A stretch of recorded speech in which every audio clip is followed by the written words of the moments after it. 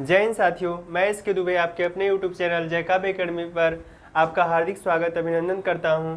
जैसा कि साथियों मेरे कल के वीडियो में आपको समास मैंने चैप्टर प्रारंभ किया था, उससे पहले मैंने संधि पढ़ाई थी। संधि भी मैंने ट्रिक पे बताया था और कल समास का पहला चैप्टर था, यानी पहला वीडियो था। 2 वीडियो में समास हमको ख़त्म करना था। पहले वीडियो में मैंने समास के 3 बताए आपको कि समास क्या होता है। तो मैंने बताया कि समास वही होता है जहाँ पे सार्थक शब्दों का मेल होता है और उससे एक नवीन शब्द बनता है, उसे हम समास कहते हैं। और संधि में हम आपको बताए थे कि वर्णों का मेल होता है, उसे हम संधि कहते हैं। तो समास में समास कितने प्रकार के होते हैं? समास 6 प्रकार के होते हैं। तो 6 प्रकार में मैंने 3 प्रकार आपके कल के वीडियो में मैंने बता दिया है और ट्रिक बेस पे बताया है, बिल्कुल कि आपको कहीं भी किसी प्रकार का कोई दिक्कत नहीं होगा। बाकी 3 आज जो हम बताएंगे वो भी बिल्कुल ट्रिक पे ही बताएंगे कि आप बस एक नज़र उसको देखिएगा और ज़्यादा से ज़्यादा बस एग्जाम्पल पे गौर करिएगा और प्रैक्टिस सेट को देखिएगा। आपको कहीं भी किसी प्रकार की कोई दिक्कत नहीं होगी। तो आइए हम शुरू करते हैं। हम कल आपको बताए थे समास में 3 प्रकार आपको हम बताए थे कल के डेट में कि तीन उसके बताए थे कि पहला होता है अव्ययभाव, दूसरा होता है तत्पुरुष और तीसरा होता है कर्मधारय और चौथे आज हम हमको बताएंगे द्वंद्व, पांचवा बताएंगे द्विगु और छठवां बताएंगे सर जी बहुब्रीहि समास। तो आइए शुरू करते हैं। तो चौथा हमारा है सर जी द्वंद्व समास। द्वंद्व समास किसे कहते हैं?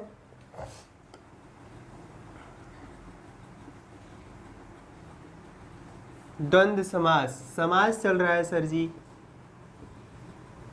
बिल्कुल ट्रिक बेस पे। द्वंद्व समास, तो द्वंद्व समास किसे कहते हैं? द्वंद्व समास कहता है कि सर जी इसके दोनों पदों के बीच में, इसके जो प्रथम पद और दूसरा पद होता है उसके दोनों पदों के बीच में योजक चिन्ह लगा रहता है। तो विराम चिन्ह में हम आपको योजक चिन्ह बताए होंगे। तो इस समास पद में, इस समास पद के दोनों पदों के बीच, दोनों पदों के बीच योजक चिन्ह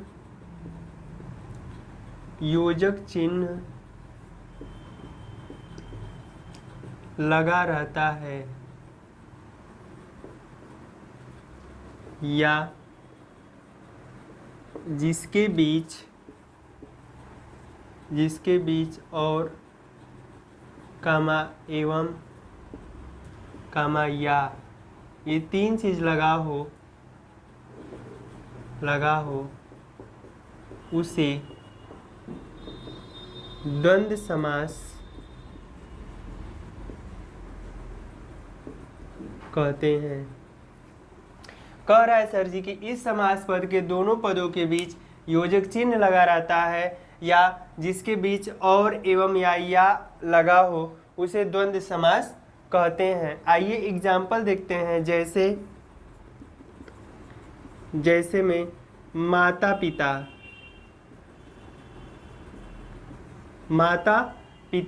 इसका आप समास विग्रह करेंगे, यही सर जी आपका योजक चिन्ह है। तो इसको हम लिख सकते हैं कि माता और पिता। समास का सबसे आसान द्वंद्व समास को ही माना जाता है। इसको चूज करने में कहीं भी कोई प्रकार की दिक्कत या परेशानी नहीं आती है, क्योंकि इसमें बस, इसको अंग्रेजी में जाएंगे आप तो हाइफन बोलते हैं, मैथ में जाएंगे तो डैश बोलते हैं। तो ऐसे कुछ चीज़ें इसके नाम से जुड़े हुए हैं और इसको हिंदी में योजक चिन्ह बोला जाता है। तो माता और पिता, माता पिता के बीच में जो चिन्ह का प्रयोग किया जाता है सर जी उसे ही योजक चिन्ह कहा जाता है। तो ऐसे बहुत सारे एग्जाम्पल हैं, जैसे आप लिख सकते हैं सुख दुख,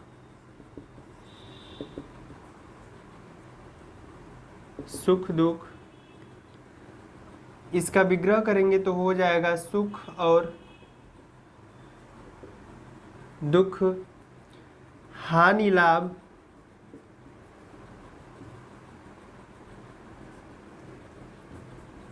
हानि और लाभ, और हो जाएगा सर जी घर द्वार,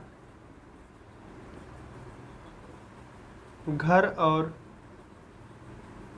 द्वार, घर द्वार घर और द्वार में जो चिन्ह लगेगा उसे हम योजक कहेंगे। हानि लाभ में जो लगेगा उसे हम योजक चिन्ह कहेंगे। सुख और दुख में जो लगेगा उसे हम योजक चिन्ह कहेंगे और उसका समास विग्रह करेंगे सर जी। तो माता पिता का हो जाएगा माता और पिता, सुख दुख का हो जाएगा सुख और दुख, हानि लाभ का हो जाएगा हानि और लाभ, और घर द्वार का हो जाएगा घर और द्वार। घर द्वार एक मूवी का नाम भी है, आप चाहे तो देख सकते हैं। बहुत पुरानी मूवी है और बहुत ही अच्छी मूवी है। तो अब इसके आगे चलते हैं। ऐसे बहुत सारे एग्जाम्पल आज हम आपको तीनों बताने के बाद कुछ आपको 15, 20, 25 एग्जाम्पल भी करवाएंगे, आपसे चूज भी करवाएंगे। कमेंट बॉक्स में आप लिखिएगा आपका जो होगा। तो आइए अगला है सर जी हमारा, ये था 4 नंबर द्वंद्व समास। इसके आगे हम चलेंगे 5वें नंबर पे। 5वें नंबर पे चलेंगे सर जी इसके हम। 5वां है इसका द्विगु समास का 5वां प्रकार होता है द्विगु समास। एक नज़र बस वीडियो को देखिए, अपने दोस्तों को भेजिए। सब्सक्राइब आपको करना है सर जी, आपका चैनल है। हम निवेदन करते हैं कि आप सब्सक्राइब करें, 10 लोगों से भी करवाएं। 5वां है द्विगु समास। द्विगु समास किसे कहते हैं? द्विगु समास में क्या होता है सर जी कि इसका विग्रह करने पर आपको उसका संख्यावाचक दिख जाएगा, चाहे समूहवाचक दिख जाएगा, ऐसे आपको पता चलेगा। वहाँ पे द्विगु समास कहा जाता है। कह रहा है, कहते हैं इसे कि जिस समास पद में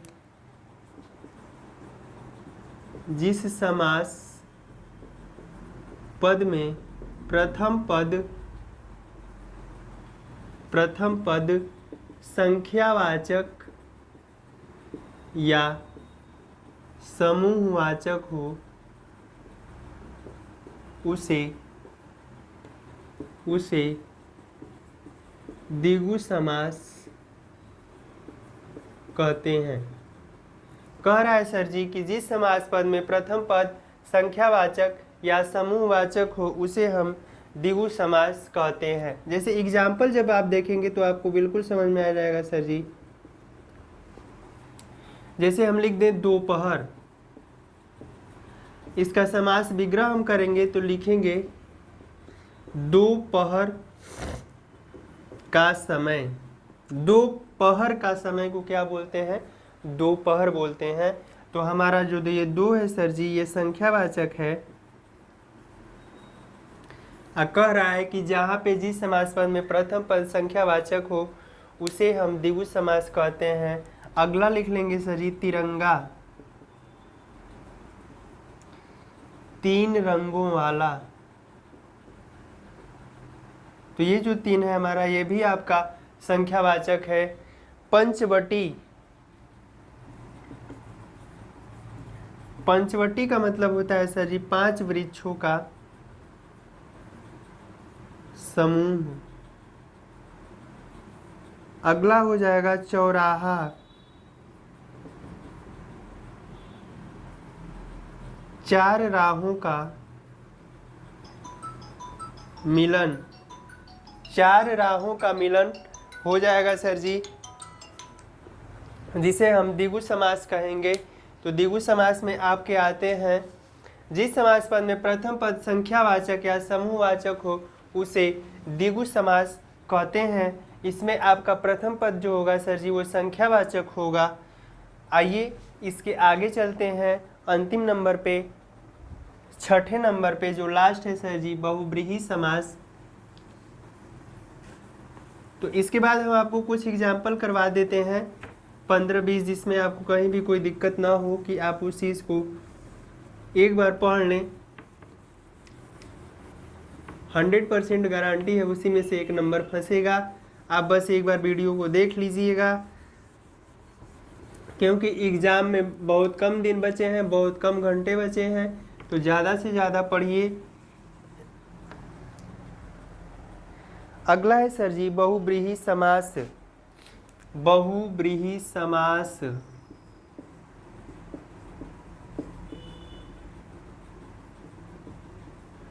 बहुव्रीहि समास बहुब्रीहि समास किसे कहते हैं सर जी?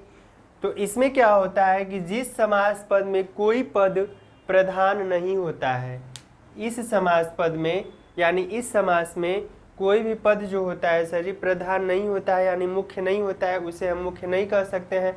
जब उसका विग्रह हम करेंगे तो कोई तीसरा पद प्रधान हमको दिखेगा, न पहला पद प्रधान दिखेगा न दूसरा पद प्रधान दिखेगा, और उनके विग्रह करने पर जो हमें कोई ऐसा नाम आएगा तो वो प्रधान बन जाता है यानी तीसरा पद प्रधान बन जाता है। तो लिख लेंगे इसका कि जिस समास पद में कोई पद प्रधान नहीं होता है, जिस समास पद में कोई पद प्रधान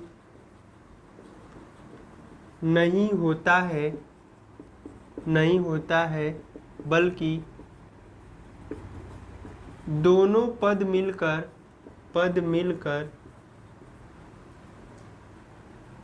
दोनों पद मिलकर किसी तीसरे पद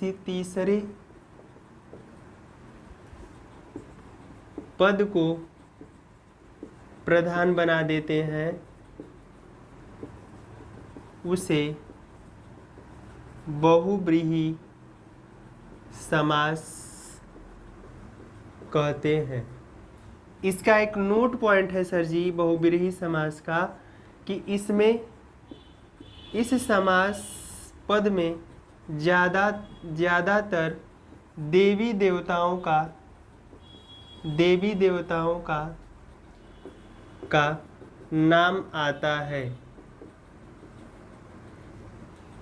कह रहा है कि जिस समास पद में कोई पद प्रधान नहीं होता है बल्कि दोनों पद मिलकर किसी तीसरे पद को प्रधान बना देते हैं, उसे हम बहुब्रीहि समास कहते हैं। इस समास पद में ज़्यादातर देवी देवताओं का नाम आता है। तो ये बहुत मोस्ट इम्पोर्टेंट चीज़ है कि जहाँ भी आप देखिएगा और आप विग्रह करेंगे और आपको लगेगा कि कोनो भगवान देवी देवता का नाम आया था, या उसको हम जैसे हम कह देंगे दशानन, तो दशानन का मतलब आपके दिमाग में आना चाहिए कि जिसका 10 सिर हो, 10 शीश हो, उसे हम दशानन कहते हैं। तो 10 सिर किसके थे? तो माना जाता 10 सिर थे सर जी लंकापति रावण के।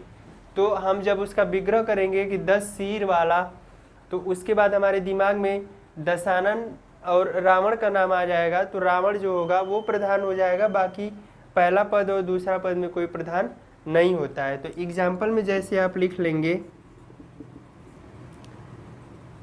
दशानन, इसका 10 सिर वाला यानी रावण, 10 सिर वाला यानी रावण। अब आप कहेंगे कि सर जी कि यहाँ भी 10 आ गया तो ये संख्यावाचक हो जाएगा, कहीं इसको द्विगु समास तो नहीं हम मार सकते हैं। तो ऐसा मत करिएगा, द्विगु समास मत मारिएगा, क्योंकि दशानन का मतलब रावण भी एक प्रकार का देवता ही था, प्रख्यात पंडित था, विद्वान था, तीनों लोगों को जीता था, इसलिए उसको एक भगवान की श्रेणी में भी रखा जाता है। दूसरा एग्जाम्पल हो जाएगा सर जी इसका लंबोदर।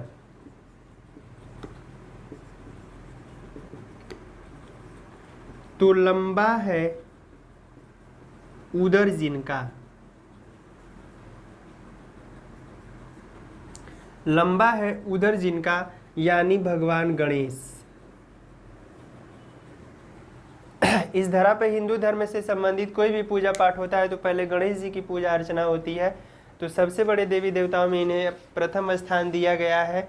तो लंबोदर का मतलब लंबा है उदर जिनका यानी गणेश। मृत्युंजय, मृत्युंजय इसका विग्रह करेंगे सर जी तो होगा मृत्यु को जीतने वाला, मृत्यु को जीतने वाला यानी कौन? भगवान शंकर। अवघड़दानी कहा जाता है इनको। तो शंकर यानी मृत्यु को जीतने वाला, जिसने विष पीकर भी उसको पचा लिया था, उसे ही भगवान शिव के नाम से जाना जाता है। जैसे कहा जाता है कि नीलकंठ, नीला है कंठ जिनका। तो जो विष धारण किए थे सर जी वो गले में ही रोक रखे थे, उसको न बाहर निकाले न अंदर लिए, गले में ही, इसीलिए उनका गला पूरा नीला हो गया था, जिसके प्रकार से इनका नाम नीलकंठ भगवान पड़ता है। नीलकंठ मंदिर ऋषिकेश में है, आपको मौका मिलेगा तो आप जाके घूम सकते हैं। तो इसके बाद सर जी बहुव्रीहि समास भी खत्म हो गया। समास के 6 प्रकार हमने आपको ट्रिक के बेस पे बता दिए।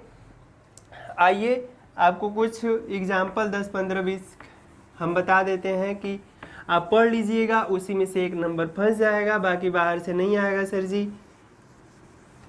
तो ज़्यादा से ज़्यादा पढ़ने का प्रयास करिए, क्योंकि समय आपके पास बहुत कम है। वीडियो को ज़्यादा से ज़्यादा शेयर करें, लाइक करें और दूसरों को भेज करके सब्सक्राइब करवाएं। इसी तरह हम आने वाले किसी भी कंपटीशन एग्जाम में हम लोग आपको हर प्रकार से हर एक चीज़ धीरे धीरे आपको देने का प्रयास करेंगे। अभी हमारे चैनल पे मनोविज्ञान और हिंदी का क्लास चल रहा है, कुछ दिनों में मैथ और इंग्लिश भी चालू हो जाएगा। तो आइए, जैसे आपसे कोई पूछ दे जलमग्न में कौन सा समास है,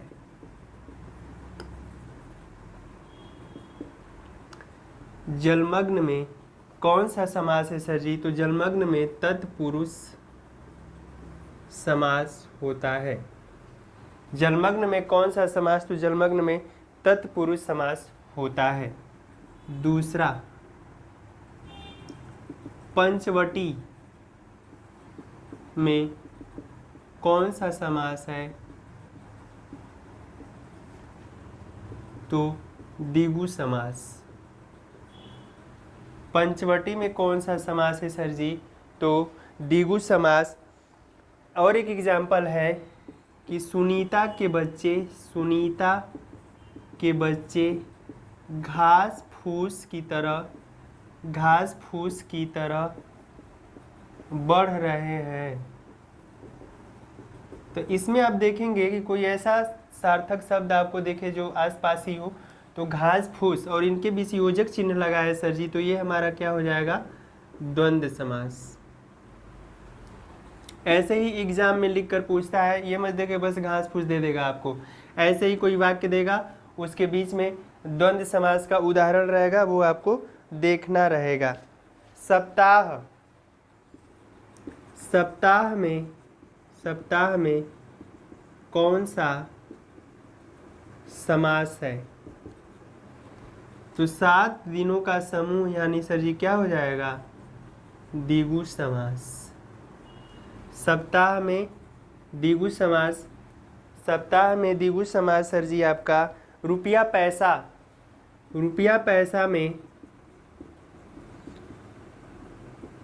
कौन सा समास है?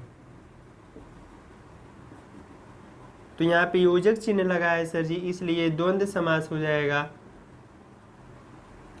छठवां है दाल रोटी या दूध रोटी, कुछ भी लिख सकते हैं। कौन सा समास है? तो इसमें भी सर जी आपका हो जाएगा द्वंद्व समास, क्योंकि दोनों में योजक चिन्ह लगा है। रुपया पैसा में भी योजक चिन्ह लगा है और इसमें भी लगा है।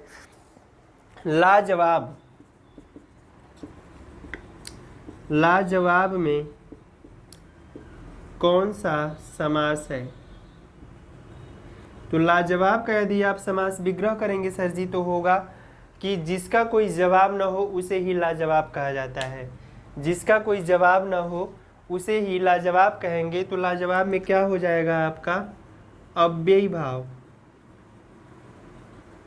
भाव समास। लाजवाब में सर जी आपका हो जाएगा अव्ययी भाव समास, कि जिसका कोई पाप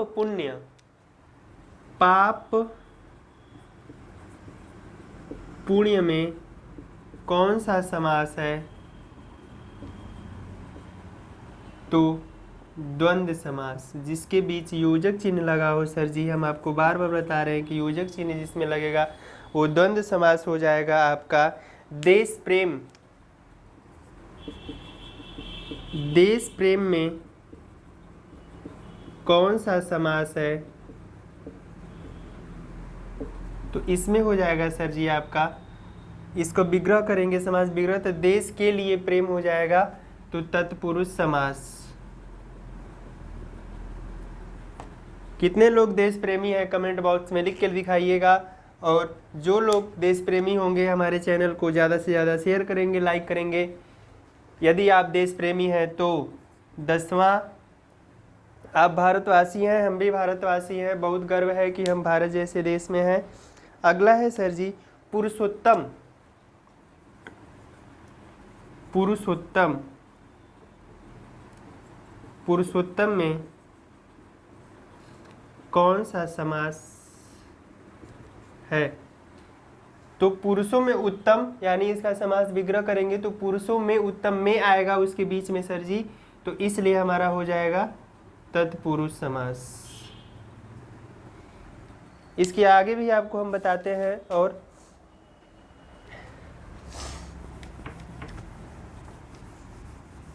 बस एक बार वीडियो को देख लीजिएगा, ज़्यादा से ज़्यादा शेयर करिएगा, लाइक करिएगा। एक दूसरे की सहायता करना हमारे देश की प्रथम प्राथमिकता है। तो आप ज़्यादा से ज़्यादा उसको शेयर करें, ज़्यादा से ज़्यादा चैनल को सब्सक्राइब करवाएं, वीडियो को लाइक करें। अगला है सर जी गगनचुंबी में कौन सा समास होता है? गगनचुंबी में कौन सा समास है? तो तत्पुरुष होगा सर जी, क्योंकि इसका आप समास विग्रह करेंगे तो लिखेंगे गगन को चूमने वाला। गगन को चूमने वाला यानी गगनचुंबी। जग हसाई, बहुत ही मोस्ट इम्पोर्टेंट। जग हसाई, देखिए लिखा जाता है ऐसे, लेकिन आप ये मत जानिएगा कि यहाँ पे योजक लगा है तो ये द्वंद्व हो जाएगा। जग हसाई में कौन सा समास है? तो इसका भी सर जी तत्पुरुष ही जवाब होगा, तत्पुरुष समास। जग द्वारा हंसी यानी जग हसाई जिसको कहते हैं लोग। अगला है एकांकी। एकांकी में कौन सा समास है? एकांकी में कौन सा समास है? एकांकी का समास विग्रह करेंगे सर जी आप, तो इसका होगा कि एक अंक वाला नाटक, यानी जिसको एकांकी बोला जाता है। तो इसमें सर जी एक संख्यावाचक आ गया तो ये हो जाएगा आपका द्विगु समास। संख्यावाचक रहेगा तो आपका द्विगु समास। अगला है सर जी त्रिमूर्ति। त्रिमूर्ति में कौन सा समास है? तो तीन मूर्ति वाला, यानी ये भी हो जाएगा आपका द्विगु समास।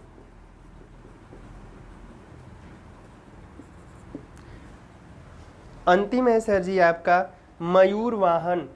मयूर